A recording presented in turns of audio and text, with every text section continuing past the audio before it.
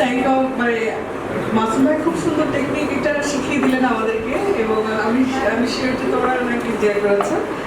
এখন যেই বিষয়ে আমার বলার কথা সেই বিষয়টা হচ্ছে সংবিধানের কথা বললেন। আচ্ছা, আমার গেস্টটা বসে নিন, তারপর বলছি।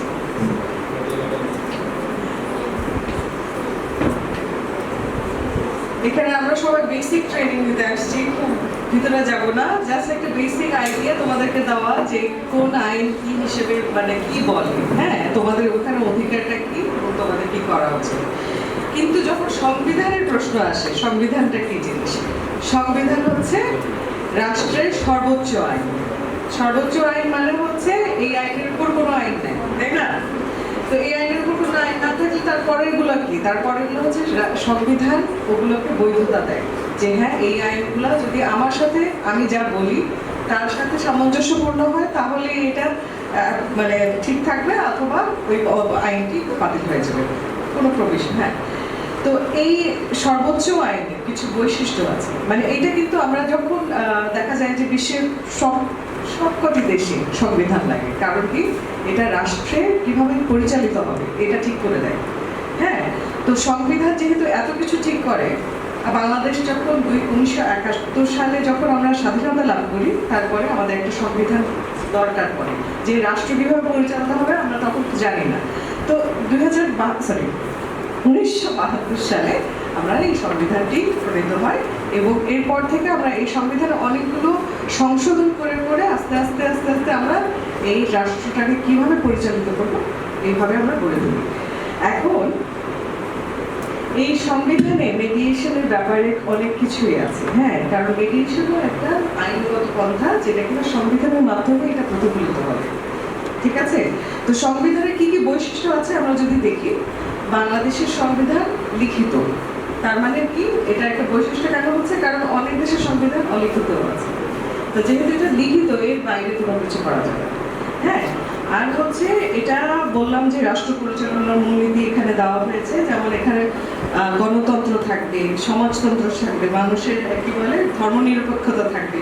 মানে এখানে কিন্তু আমরা কোনো মানে স্পেসিফিক কোনো ধর্মের জন্য আমরা এখানে ইয়ে করি না, মানে আমাদের রাষ্ট্রটা কিন্তু ধর্মনিরপেক্ষ। বলি না যে মুসলিম কান্ট্রি বা হিন্দু কান্ট্রি এইভাবে বলি না, তাই না? তো এখানে অনেক ধরনের ধর্ম থাকে, আমরা সবাইকে নিয়ে আমাদের এই সংবিধানটা আছে। আমাদের এই সংবিধানে কিছু মৌলিক অধিকার আছে। বাইরে আমি বলিনি, আমার এই বেসিক নলেজটা যেটা দিচ্ছি সেটা হচ্ছে রাষ্ট্র এবং নাগরিকদের, আমরা তো এই রাষ্ট্রের নাগরিক, তাই না? পারস্পরিক দায়িত্ব ও কর্তব্য, কারণ রাষ্ট্র আমাদেরকে কি দিবে, আমরা রাষ্ট্রকে কি দায়িত্ব দেবো, বুঝতে পারছো?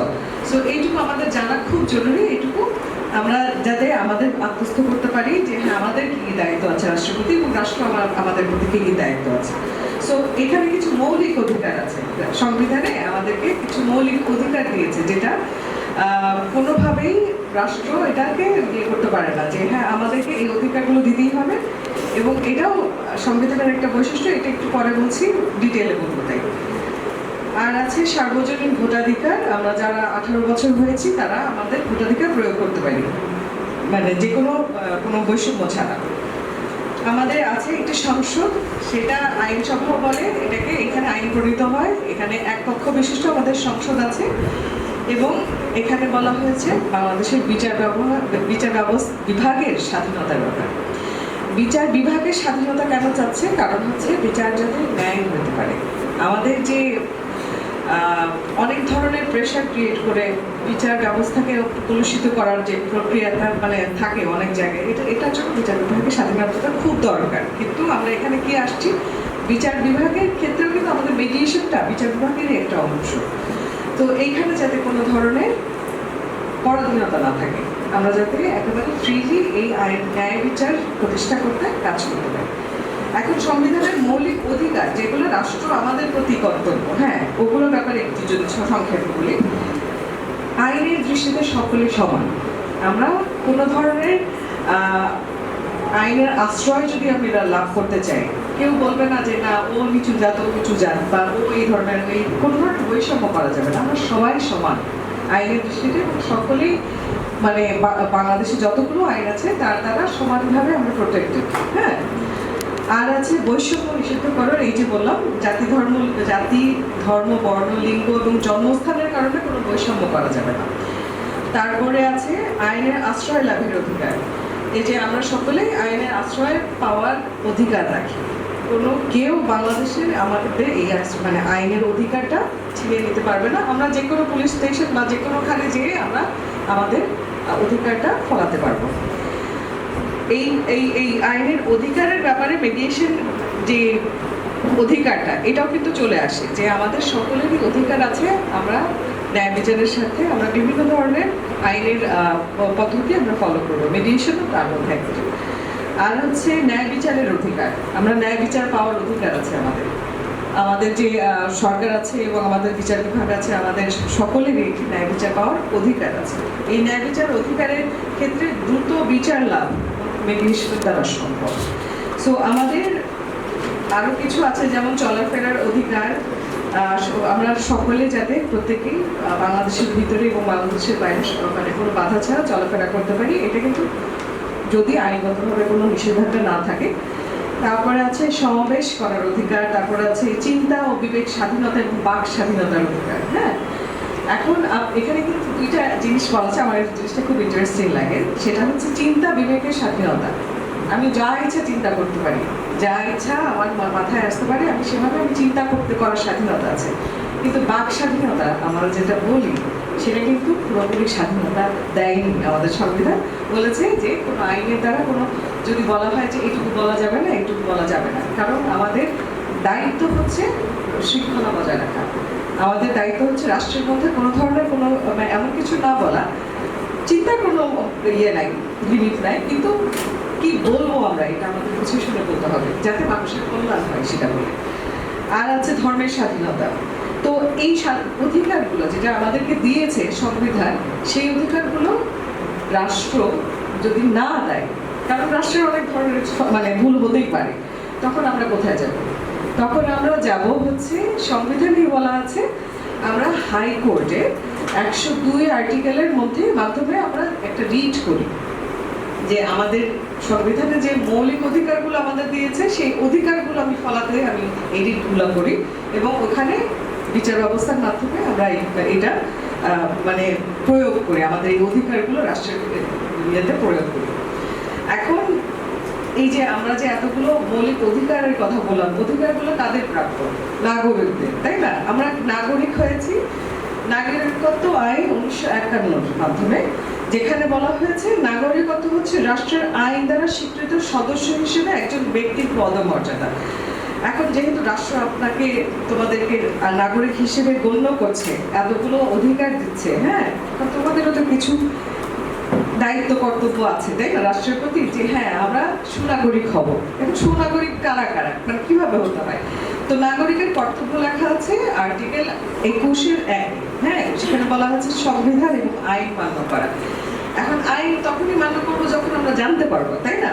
তো আমাদের আইন জানা, কারণ আইনের মধ্যে আমাদের অধিকার আছে, আমাদের কিছু বাধা নিষেধ আছে, অনেক কিছু আছে যেটা কিনা আমাদের সবার মানে দরকার। এটা বিজ্ঞানসম্মত একটা জিনিস, যেমন ধরো বাল্য বিবাহ আইন, যেটা আমরা অনেকেই মনে করি যে হ্যাঁ এটা কি দরকার, আমাদের এত অসুবিধা, কিন্তু এটা বিজ্ঞানসম্মত একটা প্রয়োগ আছে। আইন বানানোই হয় মানুষের কল্যাণের জন্য। তো এই সংবিধান এবং আইন মান্য করা এবং জানা আমাদের কর্তব্য, শৃঙ্খলা রক্ষা করা আমাদের কর্তব্য, কিছু নাগরিক দায়িত্ব পালন করা কর্তব্য, যেমন হচ্ছে বলে রাষ্ট্রের প্রতি অনুগত্য থাকা, রাষ্ট্রের কোনো ক্ষতি হতে না দেওয়া, কর প্রদান করা, ভোটাধিকার প্রদান করা এবং জনকল্যাণে অংশগ্রহণ করা, যেটা এখন আমরা করছি, তাই না? আমরা চাই সবার জন্য ভালো কিছু করতে, তাই না, আমাদের জন্য, নিজের জন্য এবং আমাদের সমাজের জন্য। এই জন্য মেডিয়েশনটা এসেছে। এবং জাতীয় সম্পত্তি রক্ষা করা, কোনো ধরনের জাতীয় সম্পত্তি আমরা যাতে ভেঙে টেঙে না ফেলে, এই জিনিসটা আমাদের সকলের মনে রাখতে হবে। জাতীয় সম্পত্তি আমাদের টাকায় বানানো, আমরা এটা ভাগার এটা রাখি না একজন, হ্যাঁ, কারণ হচ্ছে আমাদের যেহেতু আমরা কর প্রদান করি, জাতীয় সম্পত্তি আমাদের সকলের সম্পত্তি, তো এটা রক্ষা করা আমাদের প্রয়োজন। এখন আমি যদি বলি যে মেডিয়েশনটা এই সংবিধানের মাধ্যমে মানে কিভাবে আমরা প্রয়োগ করছি, দেখো বাংলাদেশের সংবিধান নাগরিকের যে অধিকার দায়িত্ব কর্তব্য প্রদান করে মধ্যস্থতার মৌলিক নীতিমালার সঙ্গে সামঞ্জস্যপূর্ণ, যেটা আমি বললাম যে এই অধিকারগুলো কিভাবে আমরা মধ্যস্থতার মাধ্যমেও হেল্প করতে পারি, মানে সমাজে নিয়ে আসতে পারি। সমতা, ন্যায় বিচার, মত প্রকাশের স্বাধীনতা এবং পারস্পরিক সম্মানের মতো সাংবিধানিক মূল্যবোধ মধ্যস্থতা প্রক্রিয়াকে শক্তিশালী করে। অন্যদিকে আইন মান্য করার সত্যনিষ্ঠ থাকা এবং সামাজিক সম্প্রীতি বজায় রাখা নাগরিকদের দায়িত্ব ও কর্তব্য হিসেবে মধ্যস্থতার সফল বাস্তবায়নে সহায়তা করে।